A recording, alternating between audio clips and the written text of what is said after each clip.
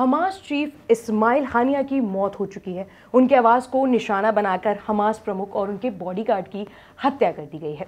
इस पर ईरान ने दावा किया है कि जो हमला है ये इजराइल ने बदला लेने के लिए किया है। आज इसी मुद्दे पर बात करेंगे हमारे एक्सपर्ट अमित बंसल जी से और समझेंगे पूरा घटनाक्रम।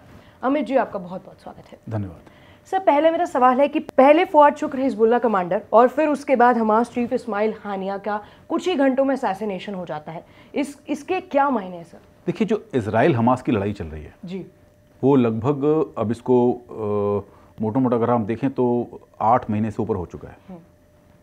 और गाजा से बढ़कर अब ये लड़ाई पूरे मिडिल ईस्ट में फैल गई है। बिल्कुल। जहां और इस बारे में एक स्टेटमेंट मैं आपसे गौर करूंगा। 13 जुलाई 2024 को हाँ जी, इजराइल के प्रधानमंत्री बेंजामिन नेतन्याहू ने एक स्टेटमेंट दिया था, and he says all Hamas leaders are marked for death. उन्होंने कहा था कि हम, जहां इजराइल का एक एम है कि वो सारे अपने होस्टेज को छुड़ाना चाहता है, इसके साथ साथ वो ये भी चाहता है कि हमास के जितने भी लीडर्स हैं उनको मौत के घाट उतार दे। इस बीच में क्या हुआ, अभी कुछ दिन पहले हमने देखा, 2 दिन पहले एक हमला हुआ जिसमें एक इजराइल में गोलान हाइट्स के अंदर एक फुटबॉल फील्ड था, उसमें करीब 12 बच्चे मारे गए, बिल्कुल, जिसके लिए हिजबुल्लाह जिम्मेदार था। अब इस पूरी कार्रवाई में शायद इजराइल ने इन्वेस्टिगेट किया कि हिजबुल्लाह का कमांडर जो था वो कहीं बेरूत में बैठा हुआ था। तो सबसे पहले उन्होंने रात में टारगेट बनाया फुआद शुक्र को, जो कि हिजबुल्लाह का डिप्टी कमांडर था, हिजबुल्लाह का मिलिट्री चीफ था। और इसके अलावा फुआद शुक्र वाज वांटेड बाय अमेरिका।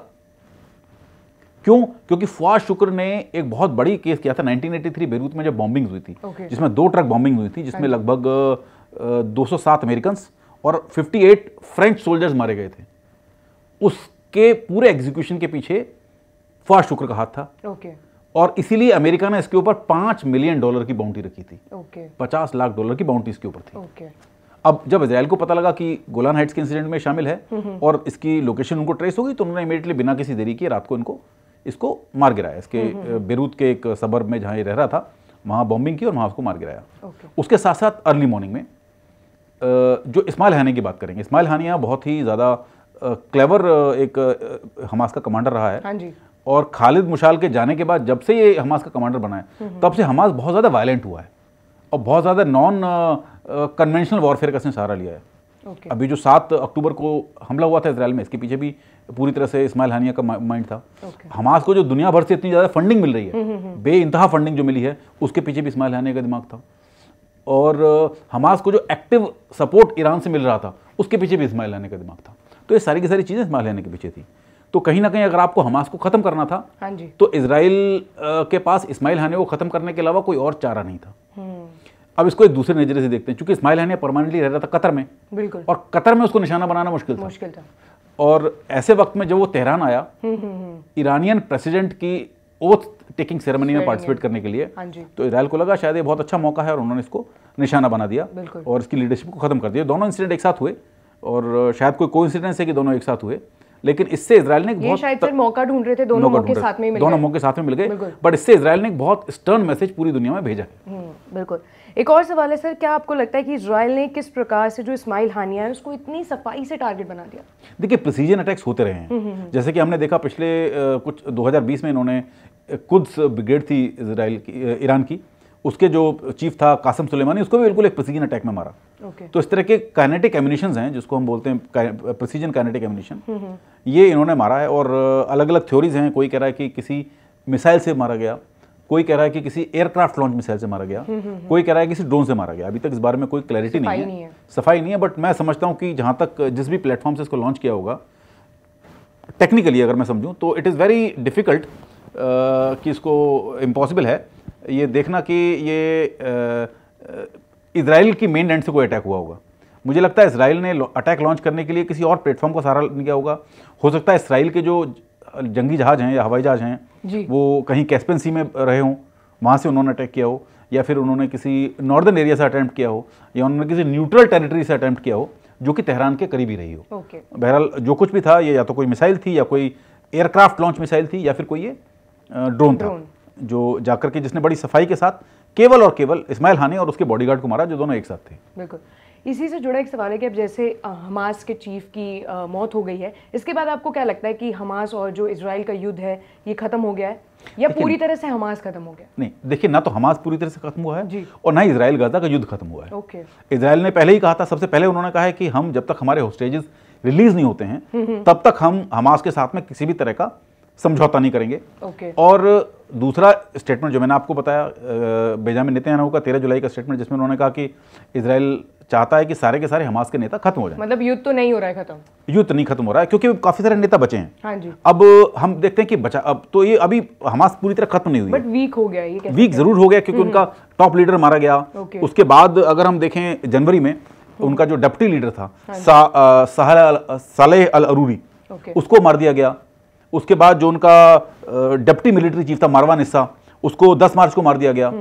अब कहने के नाम पर कोई गिने चुने लीडर्स हैं जो बचे हैं हमास के अंदर, और उनका भी कुछ पता नहीं है। जैसे कि उनका मिलिट्री चीफ है मोहम्मद डेफ। अब मोहम्मद डेफ का क्या है कि अब 13 जुलाई को भी एक खबर आई थी कि मोहम्मद डेफ मारा गया है। अच्छा। उसके बाद से इस खबर के ऊपर कोई पुष्टि नहीं हो पाई है। अगर इसकी पुष्टि हो जाती है कि मोहम्मद डेफ मारा गया है तो फिर तो हमास की मिलिट्री लीडरशिप में कोई टॉप लीडर बचा नहीं है। बिल्कुल। रही बात सिविलियन लीडर्स की, तो उसमें ले दे करके याह्या सिनवार बचे हैं जो उनके गाजा स्ट्रिप के अंदर सिविल लीडर हैं, जो कि कहीं टनल में कहीं छिपे हुआ है और जिस दिन इजराइल को मिल गया उस दिन मार देंगे वो उसको। बिल्कुल। इसके अलावा बाहर जो लीडरशिप है वो बहुत कम बची है। अगर बाहर मैं हमास की लीडरशिप की बात करूं तो शायद ले दे करके खालिद मशाल है, जो कि इसे अपना इस्माइल हानिया से पहले हमास का चीफ था, बट वो भी बिल्कुल ऑब्लिवियन में, बिल्कुल एकदम सब चीज़ों से दूर, वो एक्टिव नहीं है। तो अब हमास की लीडरशिप में कौन बचता है, इसके ऊपर भी सवाल है, और इजराइल क्या किसी को छोड़ेगा, इसके ऊपर भी सवाल है। बिल्कुल। मुझे लगता नहीं कि इजराइल किसी को छोड़ेगा, जो बच्चे कुछ लीडर हैं, क्योंकि जहां इतने लोग खत्म कर दिए तो इजराइल चाहेगा कि किसी भी तरह की विश बेल को छोड़ा ना जाए। बिल्कुल। इसी से एक और सवाल जुड़ा है, हमास और हिजबुल्लाह दोनों की ही जो है ईरान का प्रॉक्सी माना जाता है। ऐसे में हालात जब इस हमास और हिजबुल्लाह दोनों के कमांडर को मार दिया है तो आपको क्या कहना है? देखिए, आप मिडिल ईस्ट में अगर देखते हैं, आज की डेट में मिडिल ईस्ट की जो पॉलिटिक्स है या मिडिल ईस्ट की जो पावर सेंटर है, उसमें ईरान एक बहुत इंपॉर्टेंट शख्सियत रखता है। और अमेरिका का ईरान के साथ जो भी क्राइसिस चल रहा है, चाहे वो न्यूक्लियर का क्राइसिस हो, चाहे कुछ और क्राइसिस हो, चाहे वो आपकी संप्रभुता का क्राइसिस हो, कुछ भी व्हाटएवर यू कैन से, जो इनके जो क्राइसिस आपस में चल रहा है, ईरान कहीं ना कहीं चाहता है कि उसको ग्लोबल डायस्पोरा में रिकॉग्नाइज किया जाए एज ए मिलिट्री पावर और एज ए पॉलिटिकल पावर। पर बार बार आप उसके ऊपर सैंक्शन लगा देते हैं, बार बार आप उसकी इकोनॉमी को ब्रेक कर देते हैं, तो उससे क्या हो रहा है, कहीं ना कहीं एक एंटी अमेरिकन सेंटीमेंट डेवलप हो रहा है। उसकी वजह से Iran is supporting all those people who are anti American, चाहे वो हमास हो, चाहे वो हिजबुल्लाह हो, चाहे वो सीरियन ग्रुप्स हों, सीरियन गवर्नमेंट हो, उनको भी सपोर्ट कर रहा है। तो कहीं ना कहीं एक बहुत बड़ा फ्रंट खड़ा हो रहा है। Iran is also supporting Houthi rebels in Yemen, वो भी कहीं ना कहीं एंटी अमेरिकन हैं, एंटी इजराइलीज हैं। तो कहीं ना कहीं एक पोलराइजेशन भी चल रहा है, कहीं ना कहीं एक बहुत ज़्यादा पॉलिटिकल एक्टिविटीज़ भी चल रही हैं। और मुझे लगता नहीं है कि इतनी सारी हरकतों के बाद ईरान शांत बैठेगा, क्योंकि लगातार उसके ऊपर आप हमला कर रहे हैं। आपने पहले कासिम सुलेमानी को मारा, उसके बाद आपने उनके न्यूक्लियर साइंटिस्ट को मारा, एक बड़े सब ईरान के अंदर हुआ। उसके बाद आपने हमास के लीडर्स को मार दिया, आपने हिजबुल्लाह के लीडर्स को मार दिया। अभी पिछले दिनों यमन के एक पोर्ट के ऊपर काफ़ी बड़ा अटैक हुआ, ये भी अपने आप में बहुत बड़ी चीज़ है। और इन सब को अगर लेते हैं तो कहीं ना कहीं आप ईरान को चैलेंज कर रहे हैं। ये भी देखा जा रहा है कि सर उन्होंने ईरान के अंदर उनको मार दिया। नहीं, मैं उसी पर आ रहा हूँ, कैसे हो? मैं उसी पर आ रहा हूँ। पहले तो आप लगातार बार बार इन एक्टिविटी से चैलेंज कर रहे हैं ईरान को, कि इंस्टिगेट कर रहे हैं लगातार कि आप किसी तरह का एक्शन करो। दूसरी बात, आप एक ऐसे मौके पर जब हमास का एक लीडर उनके प्रेसिडेंशियल स्वेरिंग इन सेरेमनी में आया हुआ है, और वो नेशनल गेस्ट है, बिल्कुल नेशनल गेस्ट है, उस नेशनल गेस्ट को, जो कि ईरानियन रिपब्लिकन गार्ड्स की प्रोटेक्शन में है, आपकी कैपिटल के अंदर है, आप कैपिटल के अंदर आपकी प्रोटेक्शन में रहते हुए आपके स्टेट गेस्ट को मार देते हैं, तो कहीं ना कहीं आप ईरानियन गवर्नमेंट को चैलेंज कर रहे हैं, आप ईरानियन मिलिट्री को चैलेंज कर रहे हैं, और आप डायरेक्टली उनको इंस्टिगेट कर रहे हैं कि आकर के आप किसी तरह का एक्शन दिखाइए। दुनिया में भी सर गलत प्रभाव पड़ सकता है इसका, कि जो ईरान जा रहा है वो सेफ नहीं है शायद। नहीं, ईरान जा रहा है सेफ नहीं है तो अलग प्रश्न है। आप यहाँ ईरान की गवर्नमेंट को डायरेक्टली चैलेंज कर रहे हैं। बिल्कुल, आप उसकी संप्रभुता को डायरेक्टली चैलेंज कर रहे हैं, आप उसकी सोवरेनिटी को चैलेंज कर रहे हैं कि देखिए भाई, हमने आपकी कैपिटल में आकर के आपके स्टेट गेस्ट को आपकी प्रोटेक्शन के अंदर मार दिया, अब बताइए क्या करेंगे आप। बिल्कुल। तो कहीं ना कहीं ये इंस्टिगेट कर रहे हैं, और लगातार जो पिछले 4-5 सालों में इंस्टेंसेस हुए हैं, चाहे वो कासिम सुलेमानी की डेथ हो, चाहे वो न्यूक्लियर साइंटिस्ट की डेथ हो, चाहे वो बाकी असैसिनेशंस हों, चाहे वो हिजबुल्ला लीडर की डेथ हो, चाहे वो हमास लीडर की डेथ हो, आप कहीं ना कहीं आप डायरेक्ट इंस्टिगेट कर रहे हैं। आपको लगता है कि ईरान अब शांत नहीं बैठेगा? ईरान कहीं ना कहीं रिएक्ट करेगा, और मुझे लगता है बहुत स्ट्रांगली रिएक्ट करेगा, बट लेट्स सी। आप देखते हैं, आपको या तो उसको पॉलिटिकली सॉल्यूशन देना पड़ेगा, आप या तो उसको पॉलिटिकली मेन स्ट्रीम में लाइए। बिल्कुल। और अगर आप उसको पॉलिटिकल मेन स्ट्रीम में नहीं ला रहे हैं, तो आपको कहीं ना कहीं किसी भी तरह के बैकलैश के लिए रेडी रहना पड़ेगा। बिल्कुल। एक और सवाल है सर, क्या मिडिल ईस्ट में ये जो घटनाक्रम हो रहा है, ये दुनिया में एक नई ध्रुवीकरण की तरफ बढ़ रहा है? जी हाँ। एक अभी देखते हैं ना, एक हमारे पास एक, जैसे हमने कोल्ड वार टाइम में देखा, कोल्ड वार टाइम में क्या था, एक रशियन लेड कोalition था और एक अमेरिकन लेड कोऑर्डिनेशन था, जिसको हम बोलते थे नाटो ईस्टर्न ब्लॉक। अब एक फॉर्मल अलायंस तो नहीं है, लेकिन एक इनडायरेक्ट अलायंस बनता जा रहा है। अब इनडायरेक्ट अलायंस में क्या है, एक तरफ आपके पास अमेरिका है, इजराइल है, कहीं ना कहीं नाटो भी है, और कहीं ना कहीं इनडायरेक्टली उसमें यूरोपियन यूनियन भी शामिल है।